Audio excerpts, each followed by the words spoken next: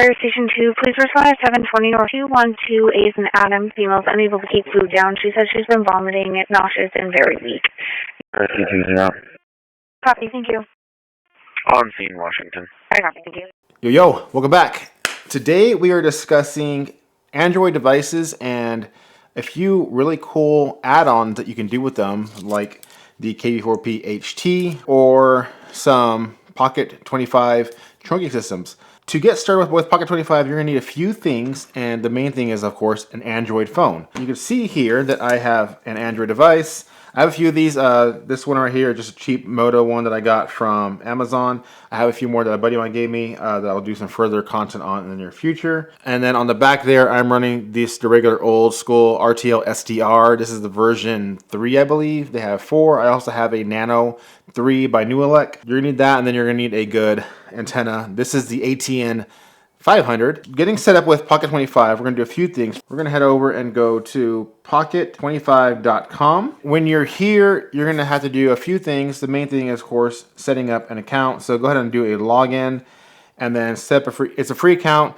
There's an option to donate. I highly recommend donating. Getting into it, we're going to do our login. So I already have mine saved.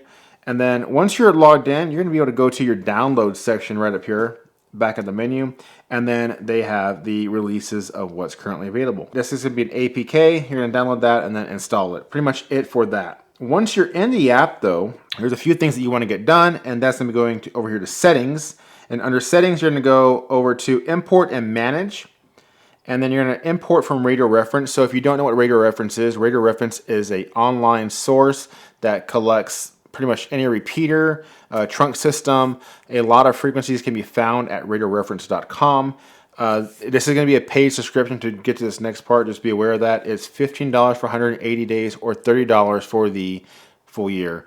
I recommend just spending $30. That way you have everything covered for the full year.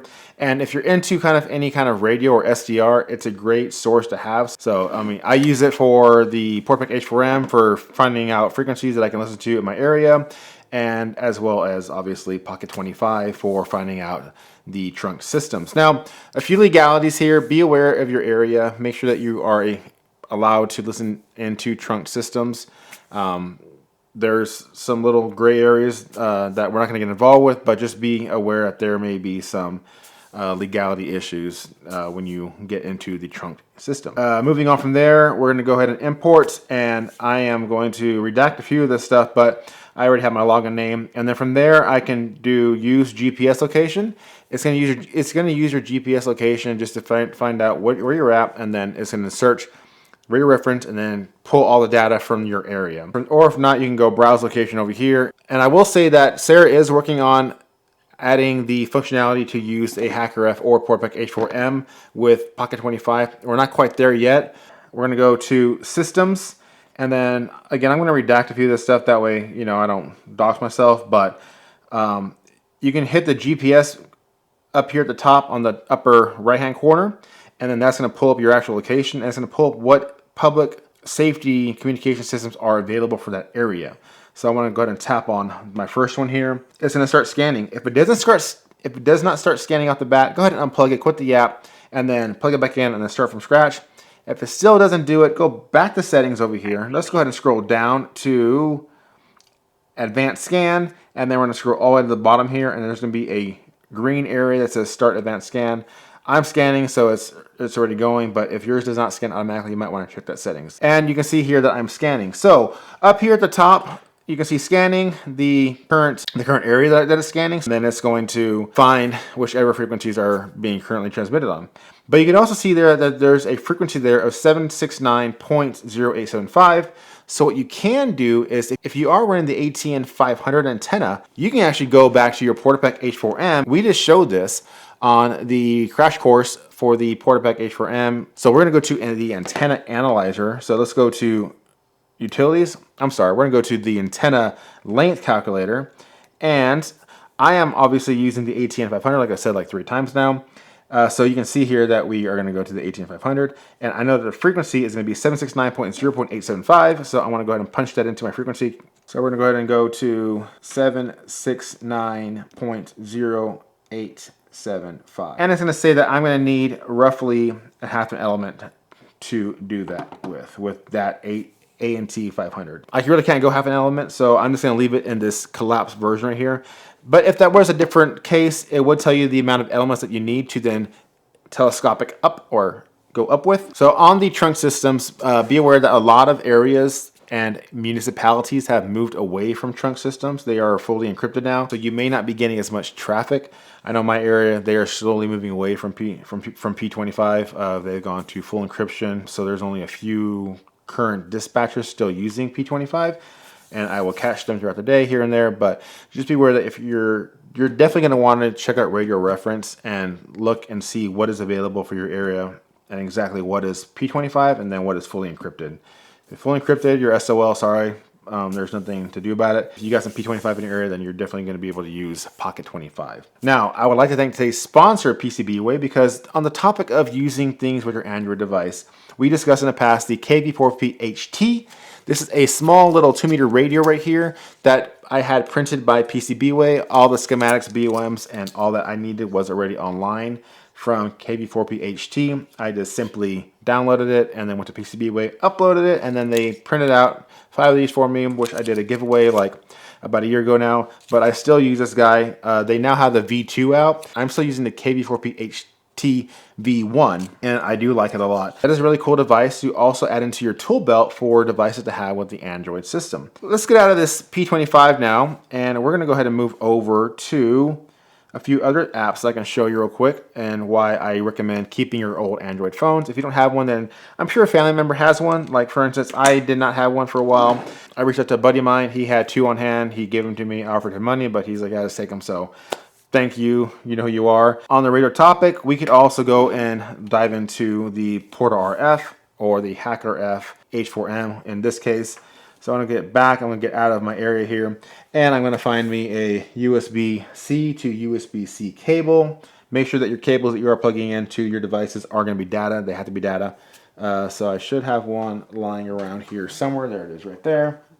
Okay, so I can take my cable here, and I'm going to go ahead and plug it into my Portapack H4M, and then I'm going to plug in the other side into my phone here, and we are going to go to RF Analyzer. And once we're in here, I'm going to do a few things. I need to go up and go over to my main screen, and I actually need to turn my device onto HackerF mode. If you don't know how to do that, well, go to your home screen on your Portapack H4M, your Porta-RF, your H2, go to HackerF mode, go ahead and tap on that guy, and then I'm going to hit yes. And once I'm there, on my device over here, I should be able to, you can see that there's HackerF, there's also the RTL SDR, the AirSpy HF, the Hydra SDR, and I think they're adding some more. So your unit needs to be off, by the way, for this weird function here. So on your Portapack H4M, it needs to be in the off position, and then you need to go back to that same stuff. Go to HackerF, go there, do that, and then there you can see that we just popped up for the HackerF module. So again, make sure that your Portapack H4M or your H2 or your Porta-RF are all off, and then put them in the HackerF position once you're plugged in, and then your phone is powering the unit over here.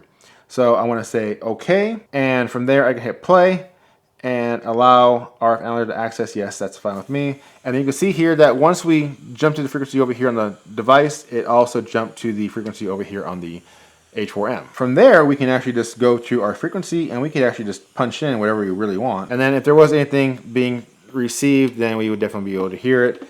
But we could also just, go to modulations. So there's, we're on FM narrow. They offer AM, FM wide, LSB, USB, and a CW. As you scroll through this wheel here, when you see a frequency come in, it'll then ping up. So it's just kind of like scrolling like that. If you know the frequency that you want to go, then you can obviously just go and punch it in and on your keys. Another really cool app to definitely check out for the Portapack H4M, the HackerF, the H2, or the Porta-RF is the RF Analyzer on an Android device. Go ahead and get out of there. Now we're going to go and check out the KV4P HT. This, again, was made by PCBWay. This is pretty simple, plug and play. We're going to plug it into our device like that. Now, you are going to need, again, a little USB to USB OTG dongle. This one is actually pretty cool because it actually has charge pass-through on the side of it. So you have USB from your device to the host, or sorry, from the device to the host, and then you can also run past. And then going to the app here of the KV4P HT,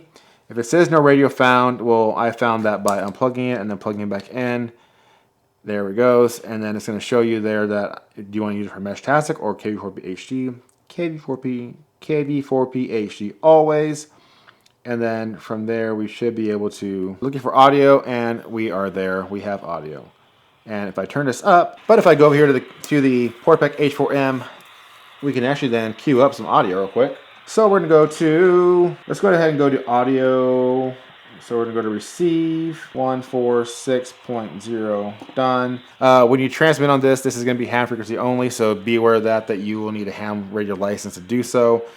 So for me to do this properly, it would be, this is KJCB doing a mic check, no response needed. And then that's how I would do it properly. So I hope you guys enjoyed this video. Again, super simple stuff that you can do with the Android phone and some really cool little gadgets that you can get for the Android phone. Again, the simple RTL SDR runs about 27 through 50-ish bucks, depending on which variant you get on Amazon.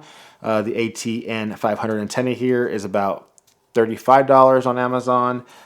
These little things I will put in the description below. So pretty much everything that you see here on this table that we covered today, I will make a list. I'll put it in the description below for you guys to go check it out. Some of it will be affiliated links. Just be aware of that. If you're looking for the antenna for the Portapack H4M that I use here, this is the Comet BNC W100RX with a BNC adapter from SMA, and then my 3D printed little riser there that I have in my Colts files. Over here, again, this is just the KV4P HT. They also sell these on Amazon. They sell the V1 and the V2, so go check that out as well. And then, of course, we just discussed the RTL SDR and then the little dongles here. All that you see here, I'll put in the description below for you guys to go check out. I greatly appreciate your time as always. Thank you for all your support, and like, subscribe to that stuff, and I will see you guys in the next video.